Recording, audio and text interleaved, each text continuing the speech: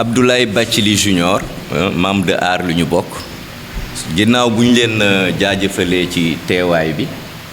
ñu leen di xamal li ñu fi yëkkati xëy na commencer par xamal leen ni que Aar Li Ñu Bokk Thiès structuré wu na mooy léegi am na bureau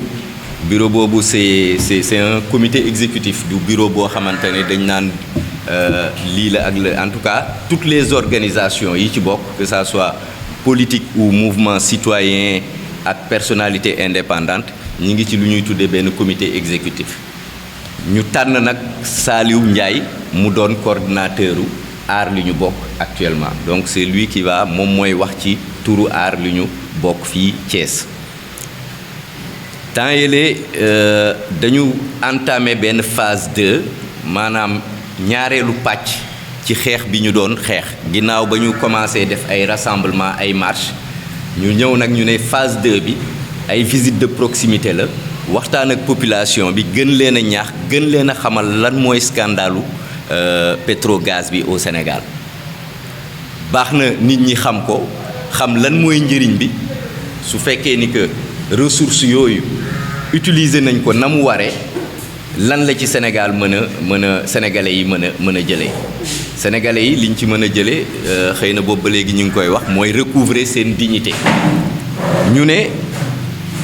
commencé nañu ay activités fan yi ñu wees def nañu ñaari activités yooyu mooy dem ci population yi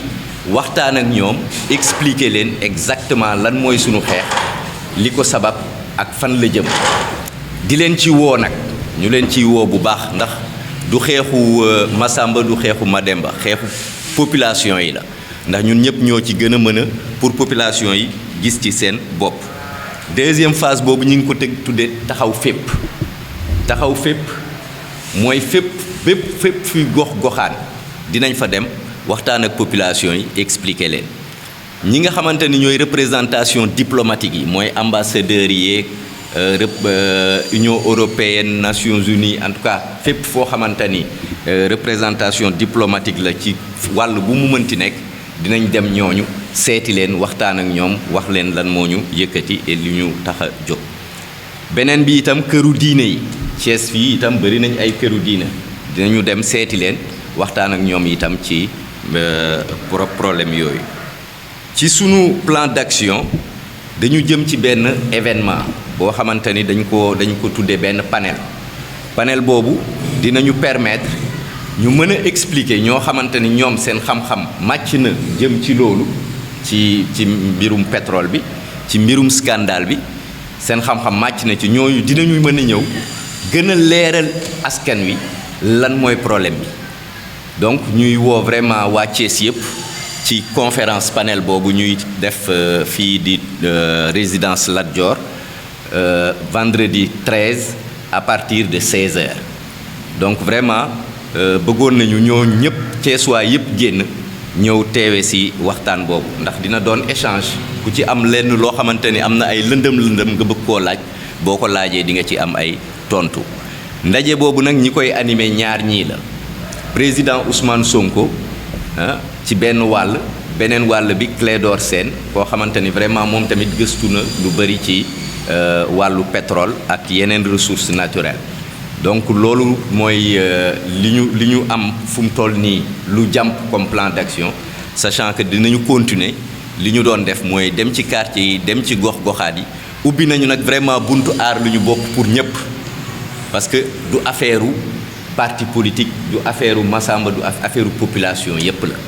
nga nekk syndicaliste nga nekk étudiant nga nekk personnalité indépendante vraiment ubbi nañu buntu Aar Li Ñu Bokk pour ñëpp ñëw ñu ànd ci loolu xeex ko wax ko dox ko ndax loolu mooy doon njëriñu Sénégal ndax dañu ni xeex bii ñu nekk nii mooy ñetteelu xeex bu gën a am solo boo xamante ni Afrique Sénégal d'abord mais Afrique en particulier xeex na ko parce que xeex bi gën a am solo bu ñu xeex pour nit ñu ñuul Afrique en tout cas mooy buumu jaam xeex la boo xamante ni du sax nit ñu ñuul yi ñoo ko xeex mais ay tubaab ñoo ko xeex ba nga xamante ni kenn ñemeetu la en tout cas jël ay nit takk leen di leen def jaam beneen xeex bi ci topp mooy indépendance boobu politique la indépendance politique loolu moo tax Sénégal nekk ab réew bi ñu xeexee loolu nag jóge ci loolu indépendance politique nag boo ko amee li koy gën a taxawal mooy indépendance économique te indépendance économique boobu mënuñu ko am lu dul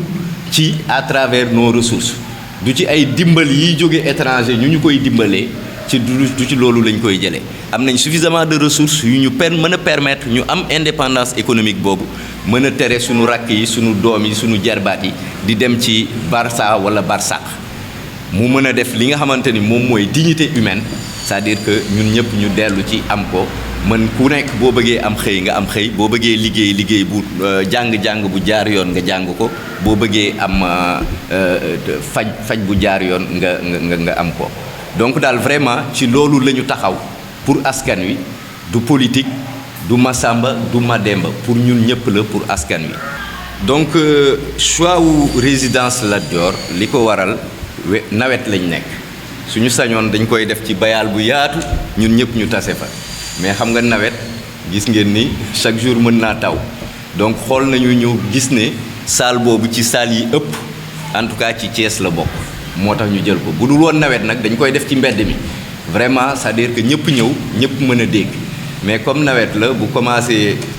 piccal rek xam nga sénégalais ñemewul trop nawet moom mooy def le choix de la résidence Lat Dior mais vraiment du leneen et on veut que ñi fay ñëw aussi nekk vecteur parce que benn nit bu comprendre mooy famille comprendre nañu donc loolu c'est pour cela vraiment mënuñu bañ a def activité boobu et justement pour pallier à li ngay wax noonu le fait que nit ñi bañ a approprier wu trop aar lu ñu bokk combat bi ndax on s'est rendu compte que ñu bëri xëy na ñi ngi dégg waaye xamuñu parce que am na ñoo xam ne dañuy jaar ci ginnaaw xam nga dafa am ñaari façon sénégalais bi xam nga ak bi xamul ci ki xam noonu mu nekkaat ñaari façon ci biir ki xam nga xamante ni bëggul keneen xam bëggul kenn yeewu kooku day def de telle sorte que population yi continuer di nelawal boobu ñuy continuer mooy intellectuels yi nga xam ñi nga xam ni xam nañu mais ñooñu bu ñu sañoon population yi continuer di nelaw parce que seen njariñ moo ci nekk mu des ñeneen ñi nga xamante ni nag ñoom xam nañu xëy na ils se sentent pas concernés xëy na dinaa ci yokk benn troisième pàcc mooy ñun ñi nga xamante ni xam nañu ba pare di ko jéem a ñefe di ko jéem a xeex di ko jéem a xamle moom moo indi taxaw fépp boobu mooy deuxième phase boobu ñu nekk mu nekk phase d'explication phase de en tout cas ñefe ba nga xamante ni sénégalais yi xam nañu réellement lan mooy mbir mi lan mooy coow bi. Donc ce panel se tiendra le 13, vendredi 13, à la résidence Lat Dior, présidé, en tout cas animé par ces deux derniers. L'un, ça portera sur la genèse de l'exploration, je dirais pas exploitation, mais exploration du pétrole depuis les années 60, peut-être même bien avant, en tout cas jusqu'à nos jours. Et Ousmane Sonko nous donnera un tout petit peu de tout ce qui est lié aux perspectives, à ce scandale et ce qu'on aurait pu ou ce qu'on pourrait en tout cas avoir comme avantage si ce pétrole était bien géré. Donc vraiment c'est pour vous livrer ce message et aussi vous dire que Aar Lu Ñu Bokk Thiès reprend ses activités. Et là, on a démarré, on redémarre et vraiment c'est pour que les populations soient informés de ce scandale qui est le scandale du siècle, on peut dire, au Sénégal. Parce qu'aujourd'hui, il faut dire qu'au Sénégal, ou en Afrique même, on a eu à mener deux combats très importants. Le premier qui n'a pas été réellement mené par les Africains, c'est l'abolition de l'esclavage, qui a été mené plus ou moins par des Blancs, aidés en quelque part par des Noirs, non pas africains, peut-être de la diaspora. Le deuxième combat, c'était pour la libération de l'Afrique, c'est le combat politique, ce qui nous a donné l'indépendance. Et le troisième, c'est l'indépendance économique. Et à travers nos ressources, c'est pour nous le seul moyen aujourd'hui d'accéder à cette indépendance économique. Et il faut que les populations comprennent que ces ressources, aussi bien, en tout cas l'étranger, et ça se comprend, ils ont tout fait pour nous priver de l'indépendance politique pendant longtemps et ils feront tout pour continuer à nous priver de l'indépendance économique. Donc vraiment, c'est à nous autres populations de nous prendre en charge, de tout faire pour que cette indépendance économique soit réelle. Et comment? C'est justement, dans un premier temps, déjà tout ce que nous avons comme ressources qui puissent nous permettre d'y arriver, de bien le gérer. Donc c'est un tout petit peu ça.